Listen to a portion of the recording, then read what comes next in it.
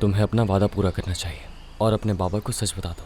ये कहना तो आसान है, उन्हें पता चल गया तो गुस्सा करेंगे। आयशा का सोचो, तुमने उससे वादा किया है लिया। तो फिर क्या करूं मैं? मुझे तो ये भी नहीं मालूम कि अलीजान दिखने में कैसा है। तो फिर चलकर देख लेते हैं उसे।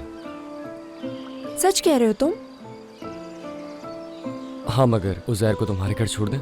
आयशा के साथ वो खुश रहता है। हाँ जरूर, आयशा भी उसके साथ वक्त गुजार लेगी और अम्मी भी आज घर पर ही हैं। तो फिर चलो चलें। चलो। Çok istedim seni bize, gülüşü sanki bir ömür gibi en güzeli. Güzel günler bizi bekler, ben seninleyim, senin içinim, böyle bil sevgilim.